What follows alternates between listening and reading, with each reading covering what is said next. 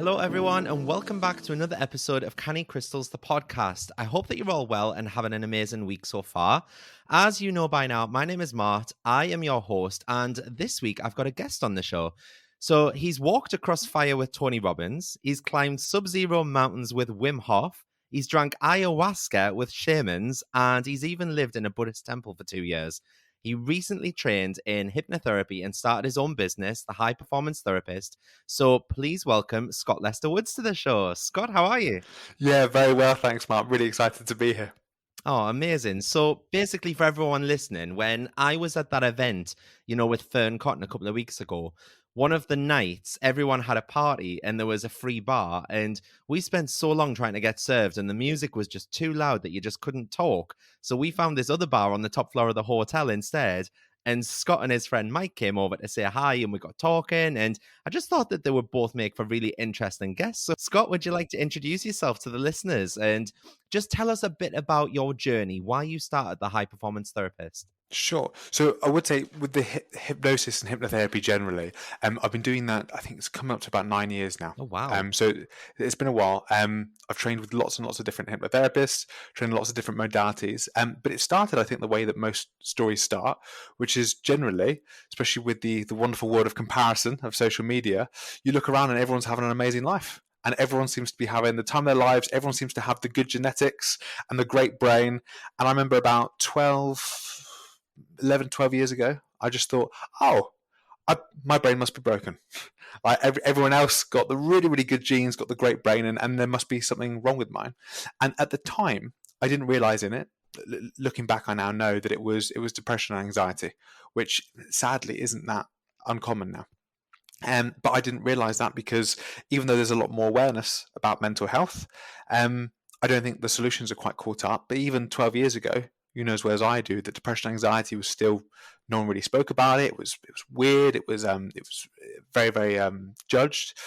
And so I thought, okay, I'm just broken. So I thought, right, let's see if I can fix this brokenness in me, and just started delving down a rabbit hole of books, personal development seminars, events like the ones that we got to meet at, and some of it was really helpful, and some of it didn't really do anything. And you already know from the guide, which maybe we can speak about later, a lot of those experiences were extraordinary and powerful, like walking across fire with Tony Robbins, like climbing the mountains with Wim Hoff, like even living in the Buddhist temple. As wonderful as those experiences were, they never necessarily led to an immediate or very long-lasting change. And so I wanted to work out what's actually going on, what's actually stopping me from feeling okay. And then most importantly, that a lot of people don't talk about, being okay about being okay. Because very often if you're depressed or anxious and suddenly you're not depressed and anxious anymore, you would think that would be wonderful. It's not. It's really confusing because you're expecting to go back to that place after a matter of time. And so it was trying to work out what's actually going on. And so after I started to understand that, my brain isn't actually broken, it was just wired from a particular way because of the experiences that I'd had growing up, and that there's something I can do about it. Not to mention that actually I've still got the same brain that cavemen had 14,000, 100,000, 200,000 years ago, and that this brain wasn't supposed to live in this kind of society. And realizing that, a little bit like if you took a chimpanzee out of its environment, away from its tribe, and put it in an isolated room, shone blue lights in its face, stopped it from moving, stopped it from eating well, stopped it from socializing as much, making sure it got worse sleep, do you think that chimpanzee would start to flourish? And it's like, well, of course not. It would start to feel broken. I realized, that's what's happened with me. And so I did that, started to train in several modalities, like we mentioned. I went to 4 different hypnosis schools. I trained in EMDR, did CBT training, and like I said, I had those experiences that were also wonderful. And then I popped them on top of each other.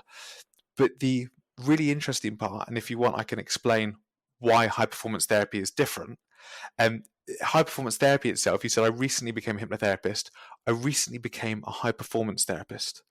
And it was all based on one lecture that I heard from a guy called Dr. Richard Bandler, who I trained with in 2015. He came up with neurolinguistic programming. And it wasn't actually NLP that changed the game for me. It was this realization. He was speaking about a chiropractor called Moshe. And you might know most chiropractors, you go to see them and they will jam your spine back into place. Yeah. People get off the table and they go, I've been clicked all over and now I feel feel like I can breathe differently. I feel like I'm walking differently. I feel like I'm standing differently. And they'll go on their way. And then what happens? A week, a month goes by. They need to go back to the chiropractor. Mm. And what this guy was doing, Moshe, is he would take them more out of alignment. So they'd get up off the chair and they weren't suddenly corrected. They'd be walking almost in circles because they were so uneven. And then slowly their body would start to correct itself and they would walk and they wouldn't need to come back to him.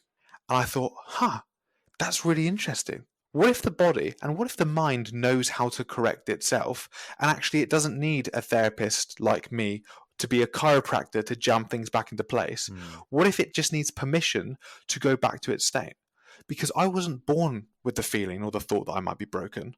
Most people who are listening to this who have limiting beliefs, they weren't born with that. They were taught it.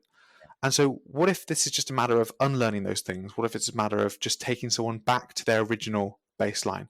And that's what the difference is. As opposed to most hypnosis trying to correct someone's limiting beliefs, we actually take your brain back to the ideal state that it was born in. If that makes sense, I'm more than happy to unpack that. Yeah, it does. Because I was going to ask, like, with EMDR and NLP, like a lot of like hypnotherapists and stuff, and just psychotherapists even would say, "Oh, I trained in EMDR, trained in NLP, and I don't use it anymore." And I know you said that in a recent podcast episode because I listened to it, and you were like, "Oh, I don't really use NLP anymore." So how can we utilize things that we learn like that to change our emotional state, like EMDR and hypnotherapist? How can that all change our emotional state? You mentioned there about, limiting beliefs. So how can we erase those and like start fresh? Okay. So there's a few different ways to go about it. I can explain that really there's only 4 ways to really change the brain. Okay. The first one is repetition. So people say repetition is the mother of all skill. They say that for a reason. It's true. If you do something long enough over and over again, eventually, because the brain is always constantly changing, it's always trying to figure out, how do I just get through another day safely? It's constantly using the outside world as feedback. So if you start to do something very consistently, eventually the old neural pathways that you were using that might have been involved in a negative thought or a negative habit, because you're not using the energy towards that, it'll literally start to wither away and it will transform and mold itself into the new way of being. The downside with that is that depending on the belief, depending on the habit that you want to change, some people say, oh, well, it takes 21 days to change a habit. And then some more research came out and said, well, actually, it's 66 days. None of those are true. Depending on the habit that you want to change is going to be depending on how easy it is. If you're going to the gym 3 days a week and you want to go 4, it's not going to take that long for someone to do that versus if they've never trained and they suddenly want to start going 4 days a week. There's a lot more energy that needs to be put into those neural pathways. So the downside to that is that it might take such a long time of someone having to do that habit over and over again, and it feels alien to them, that they might not do it for long enough to the point that they'll stick with it and allow the change to happen. They might go 30 days when actually they needed 90 days to change the habit. Yeah. So that's method 1. So that's one way that people can start to change things. The second way, which you talk about, is and what we're really having this conversation about, is altered states. So meditation, ecstatic dance, EMDR, hypnosis, plant medicines, you name it, anything that takes your brain into an altered state that allows you to rewrite some of these limiting beliefs. And I can explain how shortly. I know that's the main question you asked, but I want to make sure that people have a foundation of understanding about it. The third one that will change the brain is trauma. And we know this, that people say, well, you have these results with people, it can't last. It's like, trauma can last. If it's a big enough experience where your brain says, wow, I thought reality was different to this, and now I have to reshift myself so that I can make sense of the world, people will be in a traumatic state for a long time. And there can be good trauma and bad trauma. So Mike, for example, who I think you might be having on as well, his whole life changed, and he might go into this when he went through a divorce. That sounds like a bad trauma, but every gift that he has in his life now, every reason for why he's proud to be the man he is today, is because of that initial event. It was, I thought my life was going to do this. Life suddenly did this, and now I have to adjust, and it took him down a lovely path. Most trauma, though, as you probably already know, it's going to be a negative experience. It's, I went through something, life changed, and now I feel stuck. My brain feels completely changed, and I don't know if I can get it back. The fourth one is quite similar to the first one, repetition. It's osmosis. So that's why I lived in the Buddhist temple. It's if I can hang around with other people who have those shared limiting beliefs, just through osmosis, just through being around them, eventually it's only a matter of time before a change, because Yeah. we all want the respect and love of those around us. And so we'll do what we can to fit in with that. We will change our standards. So something like EMDR relies on something called bilateral stimulation. It's the idea of, can you move a memory or an idea from one part of the brain to another? And this might be a really handy thing for your audience to know. If there is something, especially that's more than 18 months old, that still bothers you, you still think about it and you go, there's this emotional feeling that comes up. There's a rawness still attached to that memory. It means that your brain is going, we don't know what this means. We don't know where to put this. It's almost like someone brought a big stack of books back to the library and the librarian saying, I don't know what shelf to start with here. Yeah. And what we do through hypnosis, and you can do it through meditation as well, is you can finally give the brain permission to start sorting those books out. There's a real secret, though, that a lot of people don't speak about. Your brain is trying to do this every single night when you're sleeping. So when you're going to sleep, there's a particular phase of sleep called REM sleep, where your brain is literally trying to do that. The problem is one, if you're not getting enough sleep, or two, if the pile of books that's come back is way too much to deal with, you're not going to be able to process that, which is why sometimes these other modalities can be helpful, because they give the librarian another tool or a bit more time to say, right, where are we going to put these books? It's a really good analogy, actually, because usually when I go to bed, I will put subliminals on or something like that, because, you know, when you're in that theta mode and just before you drop off to sleep, you've got your subliminals going on, you've got your affirmations being played into your head. So is that going to affect us being able to, you know, put those books away on the shelf because we're otherwise occupied? Or truth is, Mark, I'm not sure. I know that when you're going through that phase of sleep, you're going through a phase of hypnosis to get to sleep all the time anyway. So when you're putting that on as you're going to sleep, you can do it any time of day, but that is absolutely when you'd get the most bang for your buck. Whether it conflicts with wanting to put your books away, I don't know. The reason for that is because REM normally happens in the second half of sleep. So the first half of sleep, your body is basically saying, hey, we're gonna try and physically repair you first, because if you wake up in the middle of the night and there's a saber-tooth tiger there, I don't need you to be emotionally well. I need you to be able to run. Yeah. I don't know. It's a great question. Something I'd love to find the answer to, though. So what's superconscious coding? Because I know you've mentioned this before, and I tell my followers that, you know, to enable us to manifest what we want in life, we need to be in such a good headspace, you know, in terms of mental well-being. So what is superconscious coding, and how can that coding kind of allow us to change these limiting beliefs? Sure. So the difference between superconscious coding and most conventional therapies, and if someone's listening to this and they're not watching, I want them to imagine like a big iceberg. And on the surface of this iceberg, you've got the conscious mind. It's the part of the brain that we're using right now.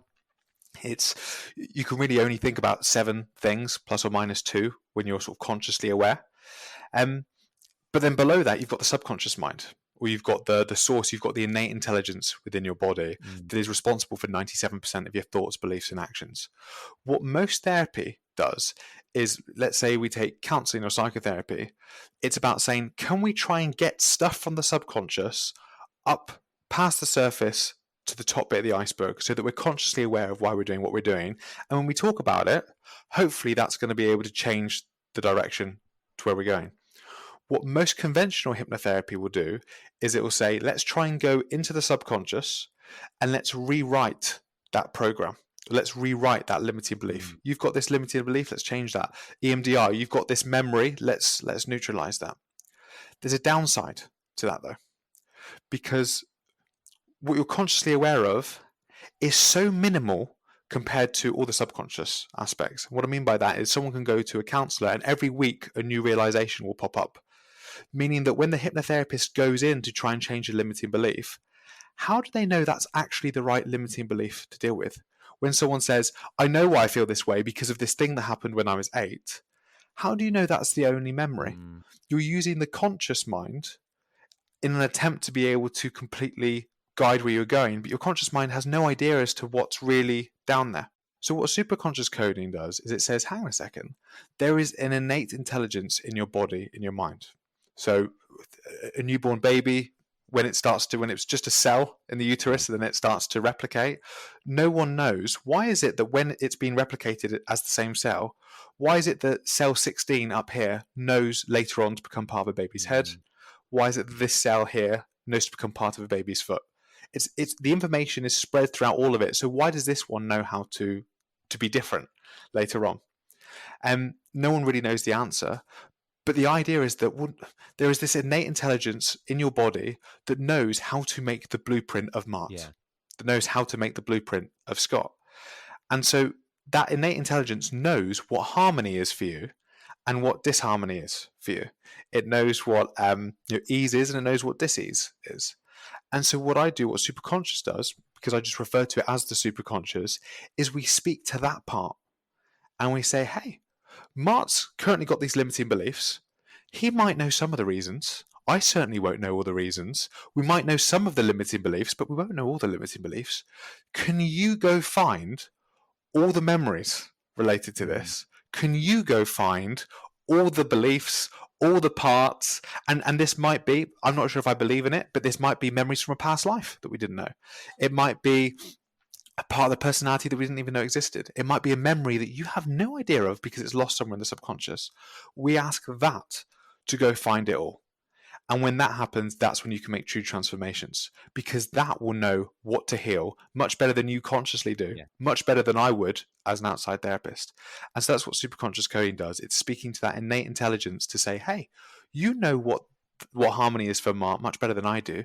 Why don't you open the doors to be able to do that, to bring him back to his ideal state? And we've had this clinically tested now, and it literally, you can see before and after brain scans where the brain returns to what basically the technical director of this institute said is the ideal state. It's, wow, I can suddenly see the world through the eyes of how things are. Yeah.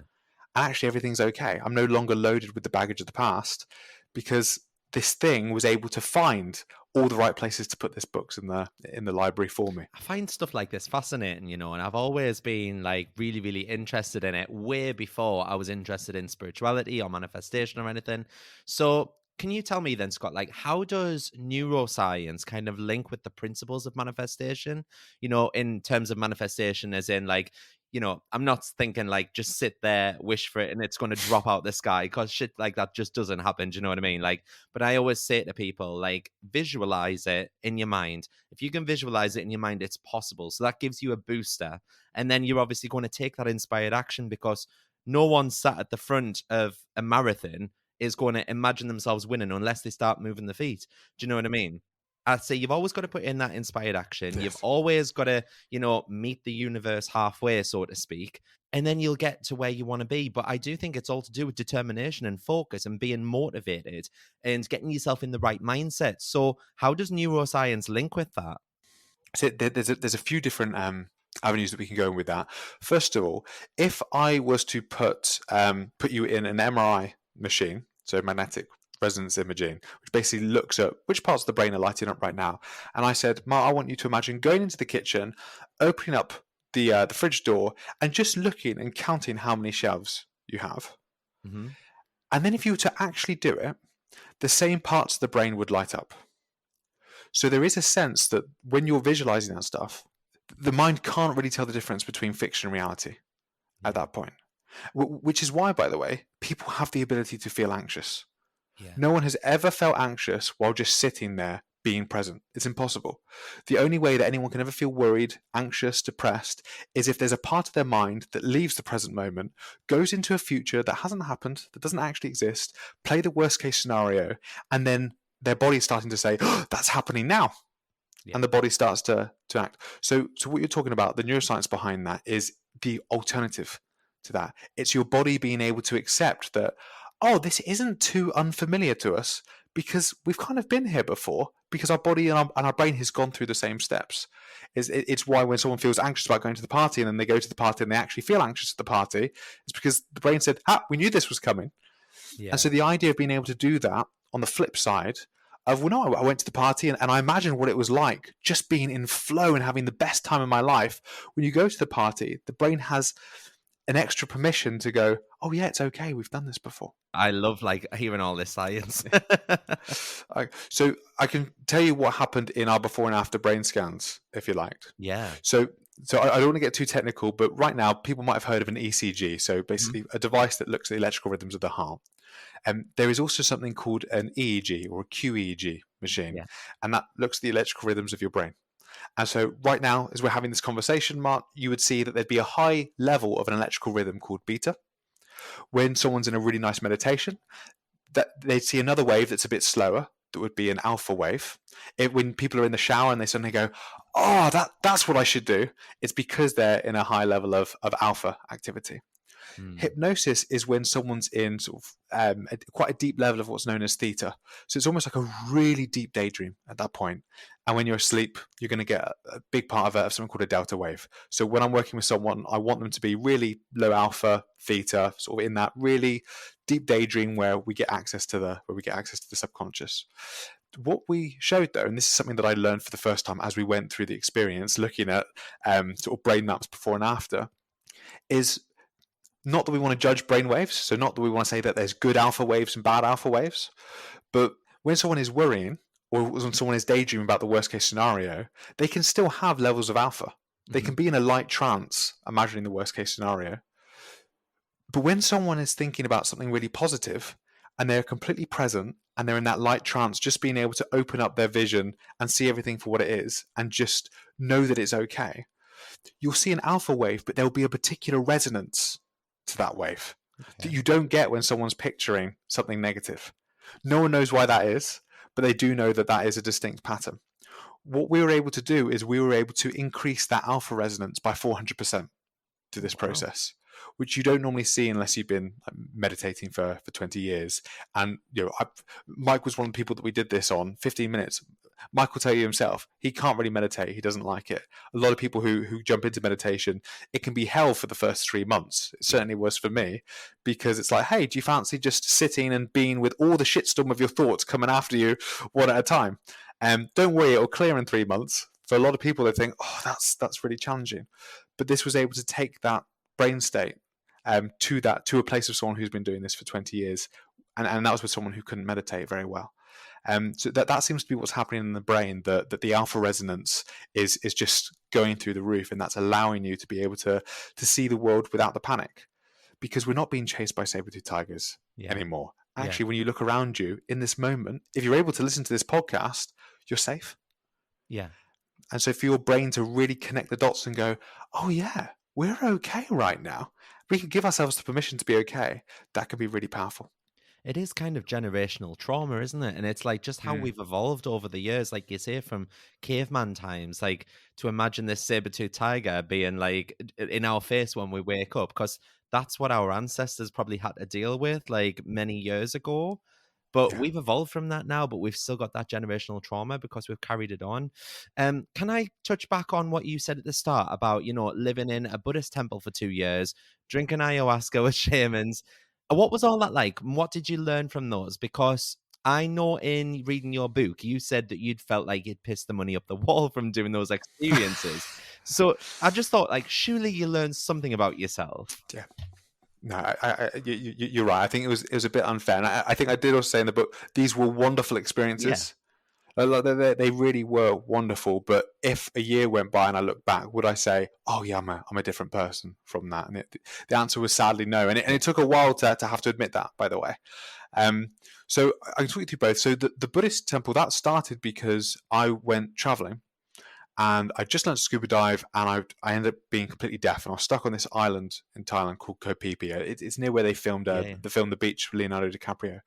And I remember sitting on the beach, and I was sort of journaling a lot at the time, and I was journaling on a tablet, and then there was this screensaver, and this screensaver had three sort of big pillars, big rocks in the middle of the water, and I looked up, and I realised I'm I'm sitting in the exact same place where this picture was taken. That was a screensaver. It wasn't a picture that I'd taken before. It was just like the perfect Yeah. like Yeah. shot.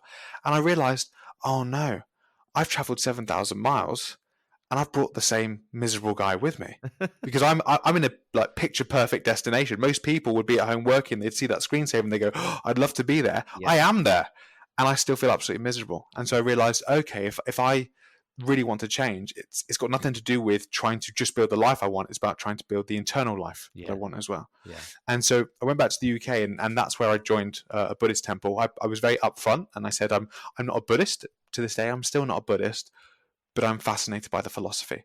And Mm. again, going back to that fourth way of how does the brain change, osmosis, I thought, if I hang around with people in a Buddhist temple, what will happen? And the answer was a lot can happen. It didn't make me wealthier. It didn't make me healthier either, but it certainly allowed me to be, one, more resilient, and two, it gave me an internal sense of peace. And I can give you the perfect story that I suppose it gives that away, if that makes sense. Yeah. Yeah. It was my 25th birthday, and I was seeing my girlfriend at the time, and I suddenly got a call from this Buddhist temple, and they said, "Scott, I'm so sorry.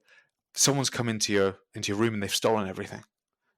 Someone's broken into the temple." And I thought, I know what's going on here. They want me to come back, so there's a surprise party. It's like Okay. this cheeky nuns, cheeky monks. Let's go back, and very kind.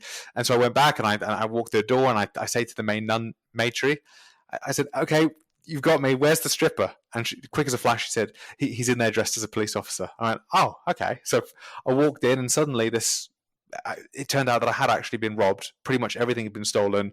My laptop, some clothes, even some birthday presents that someone had left outside the door, all been Oh my God. taken. Thankfully, I had my wallet and my phone on me, but tablet, computer, anything else of value, all gone. The Buddhists weren't sorry for me at all. They didn't really care. What they did say was, "God, that's really bad karma for that guy. I hope he's okay." And the reason that they did that wasn't because they were heartless or had complete a lack of empathy. It was because they thought, why on earth would anyone let things dictate their happiness? It's like it's just stuff. Yeah. So you can own as much as you like, but why on earth would you let it own you? And so it was really interesting that I had lots of other people saying, "Oh, are you okay? Oh, that must feel so bad. Someone went into your personal space and they took everything." And these guys just said, "Hey, thank goodness it's a problem that could just be solved with a bit of money if you work hard." And it was this wonderful realization to go, "Oh yeah, I have a choice. Like I could allow myself to suffer right now, and it's not like, oh, I'll take it on the chin, but it's actually I might finally give myself the permission to zoom out and recognize that, oh, it was just stuff. Yeah. Like what did they really take away from me?" And obviously I made the joke saying, "Oh, does this bad karma going to get my laptop back? Is that what that means?" But no, that was really powerful to recognize that, oh yeah, I really can give myself the permission to own anything I want, but I never need to let anything own me. We do have quite an emotional attachment to objects as such, don't we? And, like what you were saying earlier in terms of Instagram, we see everyone else living the high life and we think that that's what we've got to do to achieve happiness as well. And sometime last year, I went and test drove a Range Rover because Nice. do you know what it is? Like, I was looking at them, people on my estate have them, and I was like, they seem really, really happy. I'm going to get a Range Rover. And don't get us wrong, I'm a really, really happy person. It's now sat on my drive, do you know what I mean? I actually like got it, but it Brilliant. didn't make me any more of a happier person for it. I thought it would be like, oh my God, living the life, driving Yeah. around, windows down, blasting music, arm out the window. Yeah. It's not. It's just like I get in the car, I go to work, and I come home, and that's it. I go and do my food shopping once a week in it. It's not like it brings me any internal happiness I think I was just looking for validation in all the wrong places, if I'm totally Yeah. honest.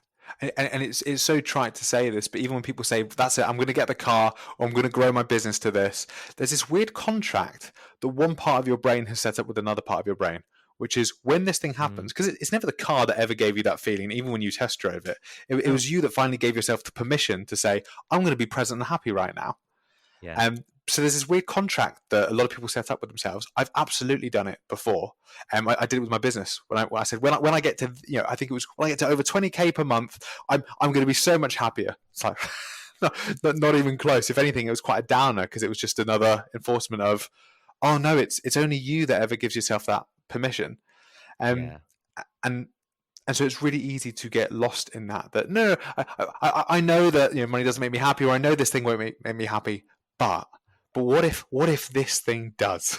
What if Yeah. the Range Rover is the one thing that does slip through the net that actually does make me happy? But it always goes down to the same thing of it's always your choice. It's always the permission that you're giving yourself. It's a weird game that we play with ourselves. Yeah, I love that analogy. So, what does a typical session look like with you then, Scott? Like, talk me through what you would deep dive into. Because I've got a few different clinics and I teach other hypnotherapists how to do this, I realize that this is one thing that I don't know how I'm consciously doing it anymore. It's just, you do it for 9 years, you do anything for 9 years, you know, it's quite difficult to stay bad at it. It's Um, natural. Yeah. I'm very good at listening to what someone has to say and then being able to find the root story, the root belief, but more importantly, something we haven't spoken about, the root identity that they have for themselves that needs to be shifted. So people talk about limiting beliefs a lot. I talk about it a lot in the book. Something that a lot of people don't talk about is identity, which is all the stories that you say about yourself, about who you are, not what you can do, about who you are. It's not that someone has anxiety, it's that someone's an anxious person. So yeah, I've always been an overthinker. I've always been a worrier. So that there is a statement that someone says, Yeah. no, this is who I actually am. And so what can happen, or let's say someone says, yeah, but I'm just poor. Or someone says, I work with a lot of people for their health and well-being, and they'll say, I've always been the big girl. That's just me. And so what happens, I'll use an analogy for weight loss because I think it's the one that will hit home the most, is let's say someone says, no, I'm at this particular weight. Let's say I am 13 stone. And what can happen is they might start to lose weight and they get down to 12 or 11 stone. And then they say, for some reason, I start self-sabotaging myself and I go back to being 13 stone. Or what happens the other way is they put on lots of weight. From 13 stone, they get 14 stone, 14 and a half, and they see a photo of themselves and they go, well, that's not me. I'm a 13 stone person. And they go back to that. And so very often it's because it's that root identity of this is who I am. And I think Tony Robbins says there is nothing more powerful in the human universe than trying to stay aligned to the identity that we have for ourselves. And so what I want to do is I want to shift that identity of, as opposed to being an anxious person that doesn't have anxiety anymore, what if you just weren't an anxious person anymore? Or someone who says, I'm poor. It's like, what if you were someone who had the capabilities of being truly wealthy, and because of that, you're someone who is already a millionaire that hasn't actually had their check given to them yet? It's that could shift. Or a lot of business owners, they have a real difficulty getting over the 6 or the 7 figure mark in their business, and it's like, oh yeah, but if I'm a millionaire, that means that this about me. It's like, that's not true. So a session with me, normally the first half is being able to just listen to them, find out what's the identity that's holding the back, what's the several stories. The second half is when we do that superconscious coding. It's putting them into, sometimes it doesn't need to be a deep trance, it could be a light trance, and it can be getting that superconscious to just slowly take that brain back into harmony, so they realize that, 1, they don't have to judge themselves anymore, 2, they're enough, 3, that they're capable, and then 4, if there's any other memories that need to be treated, we can treat those as well. And I've seen PTSD for 12 years disappear in 17 minutes with this process. Wow. It's you get to see some wonderful things, because a lot of people will know why something happened, why they feel the way they do. This time, almost the day last year, I had a lady who came to see me who was sexually attacked, and she had 2 years of psychotherapy. She was journaling every day. She was considering getting chemically castrated. 15 minutes, we were able to deal with that, because that superconscious realized, oh yeah, I'm not in a state of harmony, but I know how to be. And so we finally gave the permission for the brain to return back. So it's, in short, it's what's the identity, what's the main story that's holding you back. We don't need to know why. We don't need to know all the memories, because our superconscious will do that for us. I just need to know what that key story is, so that we can safely take you out of that trance. Because like we said, people weren't born with that. They learned it. They were put into a trance. Most 6 to 7-year-olds are in a perpetual state of hypnosis. So that's where they start to learn a lot of their habits. They start to learn how the world works. They start to learn who they are in conjunction with other people. And so it's, what's the identity that you were put into a trance to receive in the past? And then let me help you take you out of that trance. That's the way that would normally look like. Stuff like this absolutely fascinates me. And I think I told you on the night as well that hypnotherapy in particular really fascinates me. Like, I've always been one for watching Derren Brown, that kind of thing. You know, do you watch Derren Brown? Yeah, I went to one of his live shows, and I then went the second night because I was just obsessed. And I got to go on stage. It was that was awesome. I find watching him like mesmerizing almost. It's almost like you're in a trance while you're watching him. But I think just some of the things that he does now, I've read his book as well, and hypnotherapy it's just become so much more mainstream nowadays. Mm. You used to think about it in the olden days of someone like swinging a little pocket watch. Do you know what I mean? Like, Yeah, dancing like a chicken, eating a raw onion. or like, look into Yeah, my eyes, look into my eyes. Yeah. And I mean, that was all bullshit, really, wasn't it? It was just a way yeah. of like relaxing someone and getting them into a state of trance. But what kind of techniques do you use on yourself to, ensure your optimal mental well-being and living your daily life? Do you meditate, or do you kind of put yourself in hypnosis? Do you listen to your own YouTubes? What do you do? Listening to I don't do that, and even the idea of that seems weirdly narcissistic. I know if I listen to this guy for this sultry voice. No, so I do self hypnosis on myself every single night. I used to meditate. I mean, living in the Buddhist temple, you can't live with Buddhists and not meditate daily. Yeah. There'd be a lovely room where you would go there and you'd meditate, and that was extraordinary. But no, I find that hypnosis is almost like meditative surgery. Meditation is more about normally just being there and just understanding all the things that are coming up and expanding your awareness. Hypnosis is normally a little bit more goal orientated. And just Yeah. quickly, Mark, going back to something that you mentioned a second ago, just to debunk some myths. Hypnosis, people still feel like, oh, am I going to be hypnotized? Can I be hypnotized? And will I lose control? Mhm. And that's why the people who come to see me, they have to be at a particular place in their life. They have to be at a threshold. And because there is no hypnotherapist that can make you do something you do not want to do. Yeah. It's a little bit like breathing. Most people go into hypnosis every night when they go to sleep and they wake up. Yeah. But no, I only discovered a year ago that superconscious coding, you can do it on yourself, which I really thought wasn't possible. So I want to do more clinical studies on that, to be honest. But I do it every night, almost without fail, and that seems to have served me really well. Yeah, it's a great process, and then there's other things. I've been dubbed the sleep Nazi. I'm very very particular with making sure that I get right, the right sleep, and I've got all sorts of hacks and tricks that I do to be able to sleep well. Because it's that whole thing of, if I know how important REM is, so I want to make sure Yeah. that every night that librarian is putting the books in the right places. So I do everything I can to make sure that's optimal, which it normally is. So tell us about your free book then, Scott, because Becoming Limitless, Unleashing High Performance, Conquering Limiting Beliefs, and Supercharging Success.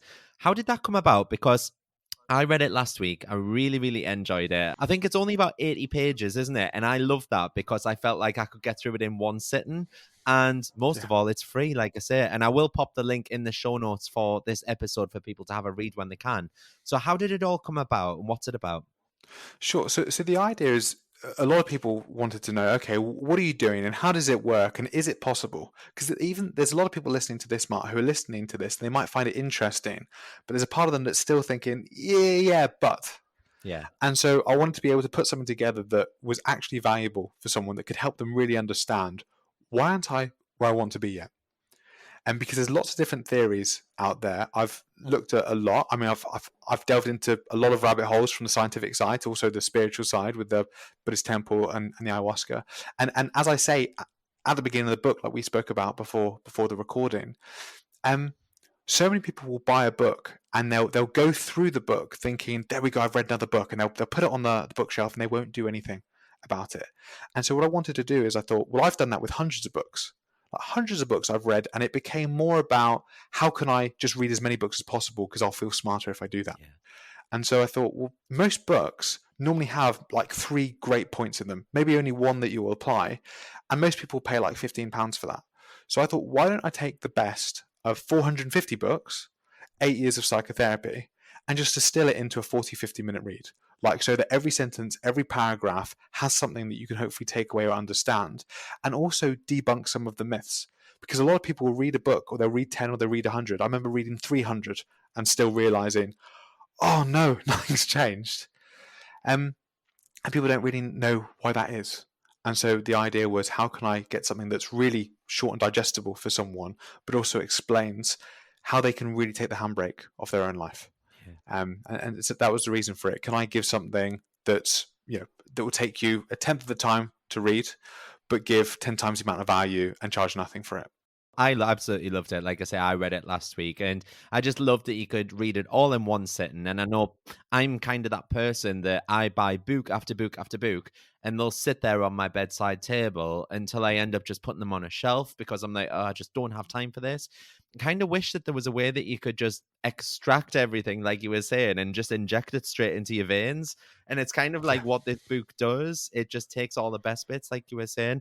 So I will put the link for the in my show notes as well. How else can people find you and work with you? Because I know you've got like an extensive YouTube library, haven't you?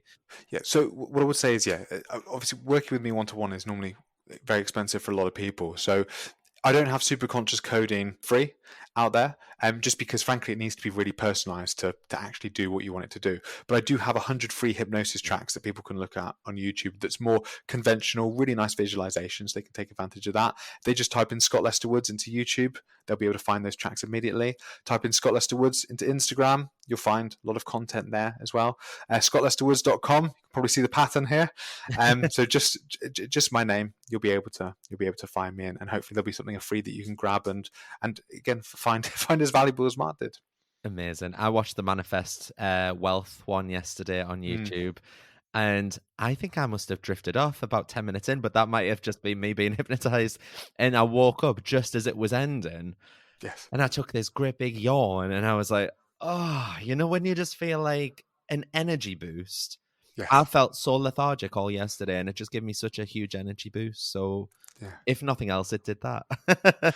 Well, to be fair, a lot of hypnosis and also the process that we had, and again, you'll be able to. I keep talking about these brain scans. You can see them in the in the guide. I feel like a book is a bit generous. It's more like a guide, but it's like it's got the value of a lot of books.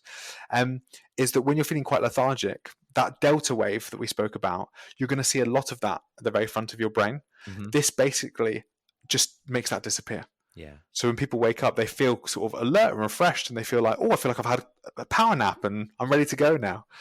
So it's wonderful that you got to experience that yourself.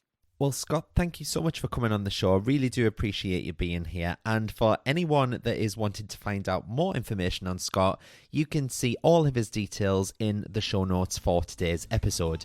If you've enjoyed this episode, please feel free to follow, rate, review, subscribe, whatever you'd like to do on whatever platform you're listening from. And I'll see you all next Friday for another episode. Thanks very much, guys. Bye.